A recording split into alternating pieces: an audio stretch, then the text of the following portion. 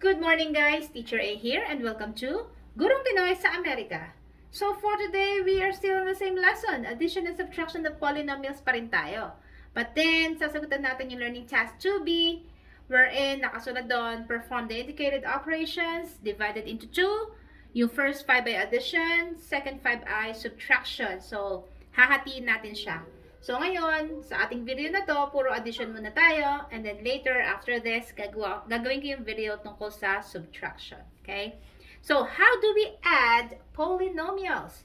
So, sa pag-add ng polynomials, ang i-add lang natin, yung pwede nating i-combine, so this is for addition and subtraction, ay ang similar terms.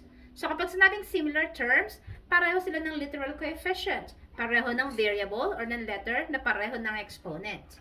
So, kapag pareho sila, kapag similar terms na sila or like terms sila, we will just combine, either we add or we subtract yung numerical coefficient. Ibig sabihin, yung mga numbers na kasama nila. Following the rules in adding or subtracting integers. So, para mas malinaw sa inyo yon, sagutan na natin yung mga examples natin. Okay? So, example number 1. 4x to the 4th minus 3x squared plus 4 plus 8x cubed minus 4x squared minus 9. Merong two methods in adding polynomials. Pwede natin siyang i-add ng horizontal, katulad nito. Ko-combine lang natin yung similar terms. Or pwede rin vertical. I suggest yung vertical method kasi mas madali siya. Wherein, i-align natin or pagtatapat-tapatin natin yung similar terms. So, mas madali yun kasi hindi tayo maliligaw. Okay? So, sulat muna natin yung first na given natin. So, 4x to the 4th. Sulat ko. So, we have here 4x to the 4th. Meron ba siyang, after ng 4 is 3. Again, nakalimutan ko sabihin. Kapag nire-write natin siya vertically, gawin natin is yung descending order ng kanyang powers. Which means, highest exponent down dun sa constant term. So, ang highest exponent dito ay 4. Naka-arrange naman siya. After ng 4, it should be 3. Wala tayong 3. Pero yung kabila, may 3. So, dapat, lagyan natin siya ng space para sa 3. So, dito kayo susulat yung minus 3x squared. After ng x squared ay x to the first. I-check ko muna kung may x to the first sa kabila. Kasi kung wala naman, pwede ko na idugsong yung plus 4. Since walang x dito, walang may x lang, so, pwede ko na idugsong yung plus 4. Okay? Plus, doon na tayo sa kabila. 8x cubed. So, saan yung 8x cubed? Dito sa space na nilagay natin kanina. 8x cubed. And then, minus 4x squared. Katapat ng may x squared. And then, minus 9 constant. Katapat din ng constant. Kapag sabing constant, walang letter, walang variable. There. So, paano mag-add? Katulad ng sabi ko kanina, we will follow the rules in adding integers. Kapag pareho ng sign, both positive or both negative, i-add natin yung numbers and then kokopyahin yung common sign. Pag magkaiba, isang positive, isang negative, or isang negative, isang positive, isusubtract natin yung numbers and then kokopyahin natin yung sign ng mas malaking number. Okay? So, 4x to the 4th, wala siyang katapat. So, i-bring down lang natin siya. Just bring it down. 4x to the 4th. Si 8x cubed, wala rin siyang ina-add sa taas. That's 0. I-bring down lang din natin siya. 8x cubed. So, i-stress out ko lang na ginagawa to sa addition kasi wala namang magbabago. So, subtraction, it's a different case. Hindi natin pwedeng gawin basta-basta na i-bring down yung given. Mamamali tayo. Okay? Next, negative 3 plus negative 4. Pareho silang negative. Similar sila. So, add. 3 plus 4 is 7. And then, kopyahin yung common na sign which is negative. At is sabi ko, in adding, add the numerical coefficients, yung mga numbers, and then copy the literal coefficients. So, kopyahin lang natin yung x squared. Okay? And then, 4 plus negative 9, magkaiba na naman ng sign, so i-subtract 9 minus 4 ay 5. Ano yung sign ni 5? Si 9 ay mas malaki kesa kay 4, negative siya, so negative si 5. Okay?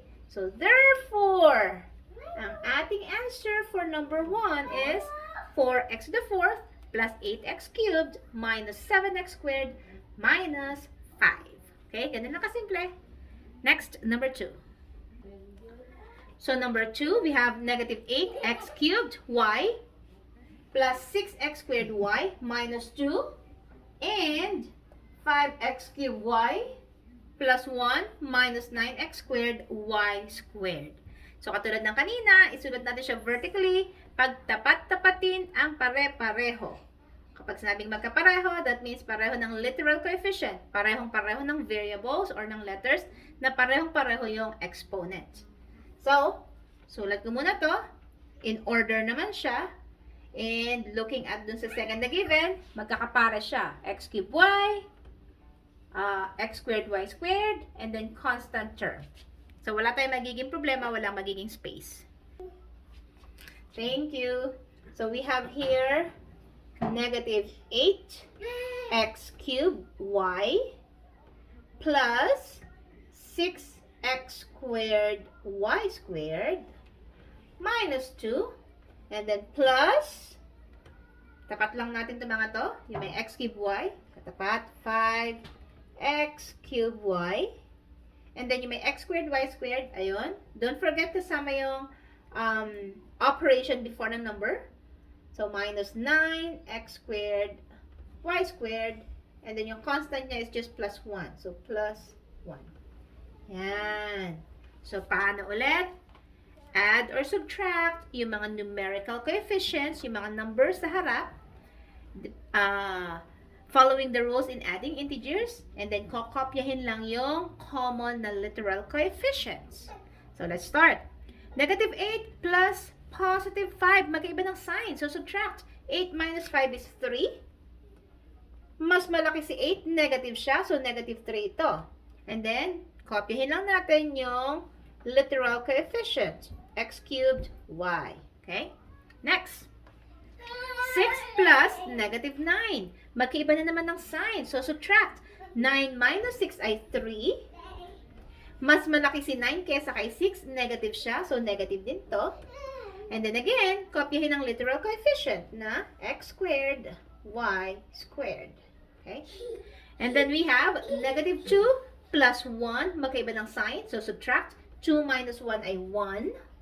Mas malaki si 2 kesa kay 1, negative siya, so negative tong answer natin. So, therefore, our answer for number 2 is negative 3x cubed y minus 3x squared y squared minus 1. Dali lang, diba? Next, number 3. So, ang given natin ay 4 plus 20y cubed minus 7y squared plus negative 5y cubed plus 7y squared plus 4. So, check natin kung sila ba ay magkakapares. So, meron tayong y cubed, meron tayong y squared, and then constant. So, that means wala tayong space kapag nire-write natin siya vertically. Okay? So, in order, highest exponent natin ay yung 3. So, therefore, we have here 20y cubed followed by minus 7y squared. And then, yung constant natin, wala tayong nakikitang operation before kasi syempre siya yung nasa harap. Positive siya, so that means that's plus 4. Plus, kabila naman, yung may y cubed, negative 5y cubed. And then, yung may y squared, positive 7y squared. And then, plus 4. Yan. So, again, add natin siya. Combine natin yung similar terms. So, 20 plus negative 5. Mag-iiba ng sign. Isang positive, isang negative. So, isusubtract. 20 minus 5 ay 15. Ano yung sign ni 15? Mas malaki si 20 kaysa kay 5. Positive siya. So, positive si 15. And then, kopyahin si y cubed. Next. Negative 7 plus positive 7. So, that will give us 0. So, kapag ganyan na ina-add natin ay opposites, when we say opposites, parehong-pareho sila, isang positive, isang negative, i-cancel out nyo na yun. Okay? Para hindi kayo malito. Hindi siya makadagdag sa ano natin. Next, 4 plus 4. So, madali lang yan. Very elementary. That's 8. So, therefore, ang final answer natin for number 3 ay 15y cubed plus 8. Okay, next, number 4. Okay, number 4, we have 3x to the 5th minus 7x cubed minus 14x squared minus 4 plus negative 12x to the 5th plus 8x plus 2x squared plus 6. Okay, so check natin kung magkakatapat ba sila kapag ni-rewrite natin. So, meron tayong to the 5th, may cube tayo. Oh, wala tayong cube dito. So, that means meron tayong bakante. So, hindi na tayo maglalagay ng bakante para sa raised to the 4th power kasi wala namang 4th power dito. And then, x squared. And then, may x siya. So, therefore, meron tayong space sa taas. And then, constant. Okay. So, meron lang tayo isang space which is for x. So, rewrite na natin siya. We have here 3x to the 5th minus 7x to the 4th. Ay, sorry. That's cubed. Wrong. Minus 14x squared. Tapos, eto na yung space natin. Kasi next is yung may x. Merong x yung ilalim natin. So, lagyan ko ng space. Then, dito yung minus 4. Yan. Plus. Yan, tatapat na natin sila. Negative 12x to the 5th. Under ng 3. So, this is negative 12x to the 5th. Merong cubed? Wala. Meron tayo may x squared. So, dito yon. Positive. So, this is plus 2x squared. And then, yung may x plus 8x. And then, plus 6. There you go. Yan. Pwede na natin siyang i-add. So, first one is 3 plus negative 12. Isang positive, isang negative. So, isusubtract. 12 minus 3 ay 9. Ano yung sign ni 9? Si 12 ay mas malaki kaysa kay 3. 12 ay negative. So, therefore, si 9 ay negative din. And then, kopyahin yung literal coefficient na x to the 5th. And then, yung may cubed. Wala tayo dito sa ilalim. So, just bring it down. Minus 7x cubed. Next, yung may x squared. Negative 14 plus 2. Magkaiba ng sign. Subtract. 14 minus 2 ay 12. Ano yung sign? Mas malaki si 14 kaysa kay 2. Negative siya. So, negative ang sign ng sagot. Then, kopyahin si x squared. Meron bang x sa taas? Wala. So, bring down lang natin si 8x. And then, negative 4 plus 6. Magkaiba na naman ng sign. So, i-subtract. 6 minus 4 ay 2. Ano yung sign? Mas malaki si 6 kaysa kay 4. Positive siya. So, positive din yung sagot. So, therefore, ang answer natin for number 4 ay, we have here 9x to the 5th minus 7x cubed minus 12x squared plus 8x plus 2. Okay?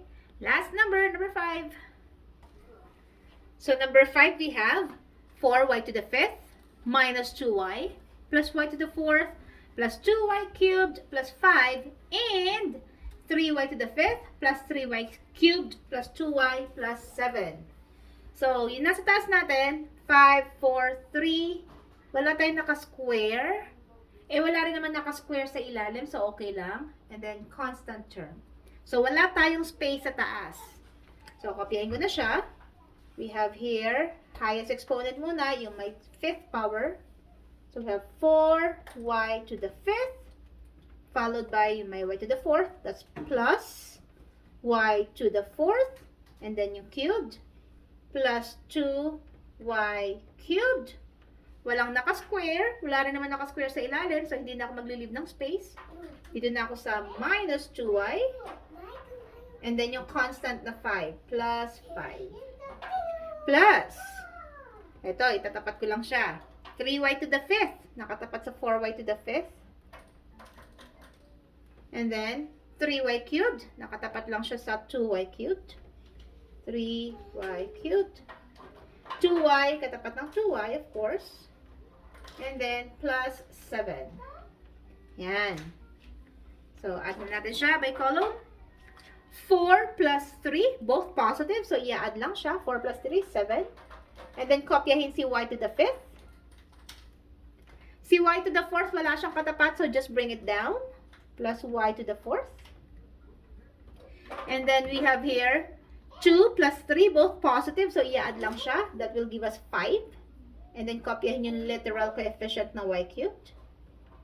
Negative 2 plus positive 2. Again, we are adding opposites. So, ika-cancel out lang natin yun kasi 0 yun. And then, 5 plus 7, both positive, add. That will give us 12. So, therefore, our final answer is 7y to the 5th plus y to the 4th plus 5y cubed plus 12. So, ganun lang kasimple ang pag-a-add ng polynomials. Okay? So, kung natuto kayo sa aking video, kindly give me a like para share to the YouTube sa iba. And marami rin mga 7th graders na matutong katulad nyo.